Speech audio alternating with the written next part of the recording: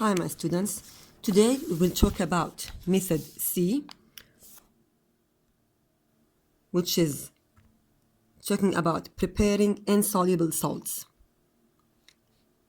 Simply, method C is an example of a precipitation reaction.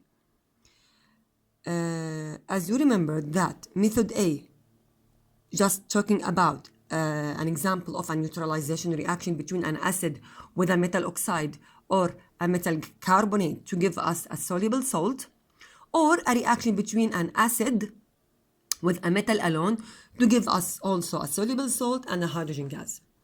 Method B talks about a titration reaction between an aqueous acid with an aqueous base to give us a neutral salt and also water as a side product.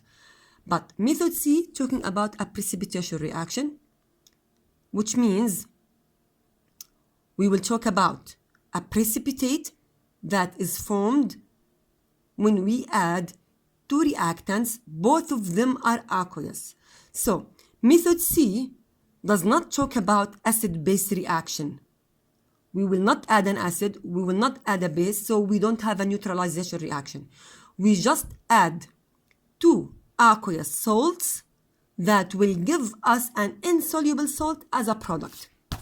What does this mean? Okay, what does this mean? Imagine that I have, imagine that I have AgNO3. AgNO3 is silver nitrate, which is an aqueous salt. How can I know that this one is a salt? Simply because it ends with nitrate, and I told you before that the salts are the compounds that end with chloride, bromide, iodide, nitrate, sulfate, carbonate, phosphate. I mean, the salts are the compounds that are end with the parts of the anion that was a part of the acid. Yani, nitrate comes from nitric acid, chloride from hydrochloric acid, sulfate from sulfuric acid, phosphates, phosphoric acid. So, any of these anions, if they come with a metal to form a compound, so this compound called a salt, simply. طيب. I have here silver nitrate plus sodium chloride, which is an aqueous solution. How can I know that it's an aqueous solution? According to the solubility rules that we have taken it before, all chlorides are soluble except silver chloride and lead chloride. So here sodium chloride's soluble, and also rule number 1 in the solubility rule says that all the salts that are coming from group number 1, I mean sodium salts, potassium salts, lithium salts, are also soluble. So all chlorides are soluble. And according to the solubility rules, all nitrates also are soluble. So both of them are aqueous. Type. Do you have to know if it's soluble or not? Yes, you have to. If you want to write the balanced chemical equation, you have to guess what is the state under each compound. Okay. According to the double displacement reaction,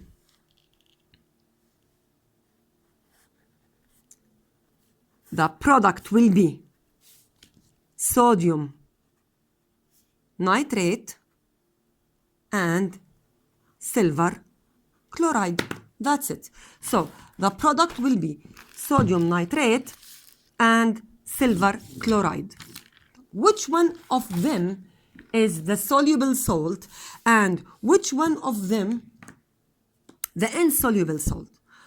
Again, according to the solubility rules, you must memorize them. Without knowing these rules, you cannot understand this lesson. So according to the solubility rules, all nitrates are soluble. So this one is soluble. And According to the solubility rules, chloride salts are soluble except silver and lead, as I told you before. So here, silver chloride is a solid precipitate. Later on in grade 10, you will know that it's a white precipitate. By this way, our equation has been finished. Is it balanced? Yes, it's balanced. If you want to check it, it's a balanced equation. This is part 1. Part 2, you have to find something called ionic equation. What is the ionic equation? Before that, here, this equation describing, as I told you, the precipitation reaction. So if I ask you in the exam, describe the process of precipitation reaction. Step number 1, add 2 aqueous salts. Step number 2, wait till the reaction has been finished. How can I know that the reaction is finished? Here we don't use any indicator, just observe the precipitate. When you see a precipitate at the bottom of the beaker, be sure that the reaction has been finished.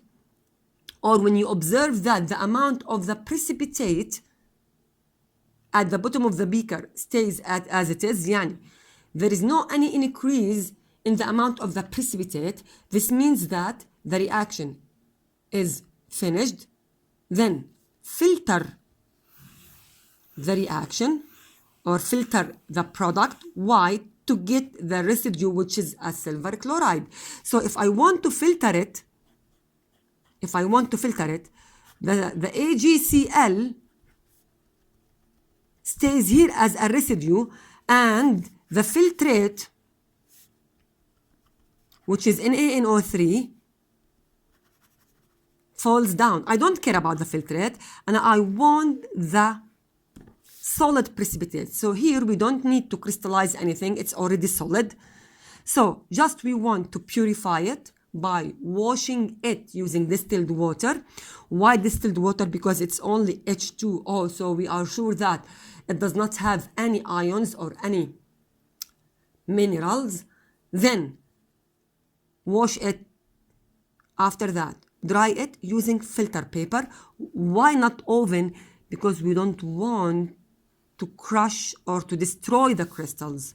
So dry it gently using filter paper, and that's it. So there are 3 steps. 2 aqueous solutions, wait till the reaction has been finished, filter the precipitates to get the residue or the precipitate as a residue, then wash it with distilled water to clean it from any impurities, then dry it using 2 filter papers, and that's it. Let us go back to our ionic equation. If he asks you to write an ionic equation from this reaction, how can I write an ionic equation?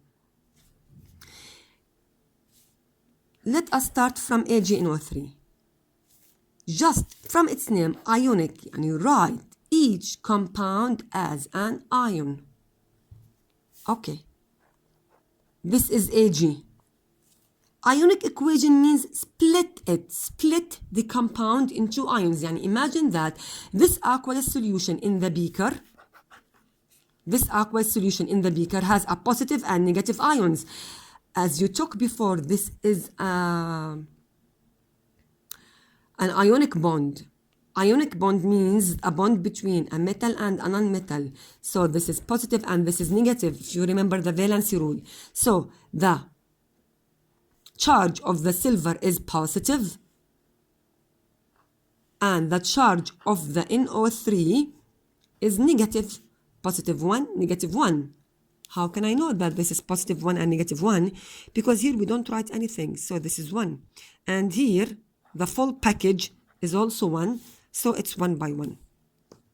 So in the solution, this compound is splitting into cation and anion that are moving randomly in the beaker. So this is cation and this is anion. Plus, go to the other compound again. The same thing. Positive and negative. Then this one also the same. Na positive and NO3 negative. All of them, remember, are aqueous. You must write the state of everyone. They are AQ. We don't do anything, just we are changing them from a full compound to be ions. Why? Because they are aqueous. What means aqueous? Means they are dissolving in water. The concept of dissolving in water means we have free cation and anions that are moving randomly in the beaker. That's why ionic compounds conduct electricity. مش we said that ionic compounds conduct electricity because they are or they have free ions, positive and negative cations and anions that are moving randomly in the solution that can conduct electricity. So, draw them. Hey, positive and negative, positive and negative, positive and negative. Okay. Then, here we have solid compound. Can we split it? No, it's a precipitate. So don't ionize it, which means don't touch it. Keep it as it is. So what are the compounds that I have to change them to be ions? The compounds that are aqueous, which means the compounds that have AQ only. If any compound has S or G, which means gas, or L, which means liquid, don't touch it. Don't ionize it. Okay. So this is the ionic equation. But is this the net ionic equation? No, it's not the net ionic. What does this mean, net? Net ionic means write the ions that are already precipitated. So I want to write the ions that are participating in the solid compound only. The ions that are entering the reaction and leaving the reaction as they are, cross them. Okay, let us check. Ag positive 1 enters the reaction as AQ. Go to the product. It leaves the reaction as S. So we have a change. So don't cross it. Write it as it is. Ag, AQ, positive 1, as it is. Touch it. Then, go to NO3. NO3 enters the reaction as NO3 minus 1 and leaves the reaction again as NO3 minus 1. Is there any change in the charge? No. Is there any change in the state of this anion from aqueous to be solid, for example? No. If any anion or cation enters the reaction and leaves it as it is, so this is a spectator ion. What means a spectator ion? The ion that sit and watch. يعني it does not participate in the reaction. It enters and leaves the reaction as it is. It does not have any effect on the reaction. So simply cross, cross. That's it. Bye. Go to Na. Na, it's aqueous. And Na here, just compare. Aqueous. Positive, positive. AQ, AQ. Enters the reaction as positive AQ, leaves the reaction as positive AQ, so cross it. There is no any change. So this is also a spectator ion. The ions that sit and watch does not do anything. Okay, go to Cl. Cl minus 1 AQ, but here Cl solid without any charge. S AQ. There is a big difference. So this one, write it here. Give us AgCl solid. So, by this way, we crossed the ions that are entering and leaving the reaction as they are. We call them spectator ions. Spectator ions. What means the spectator ions? The ions that enters and leaves the reaction within the same charge, within the same state, so they don't participate in the reaction. They just sit and watch. They don't do anything. What are the spectator ions in this reaction? The spectator ions are Na positive 1, NO3 minus 1. That's it.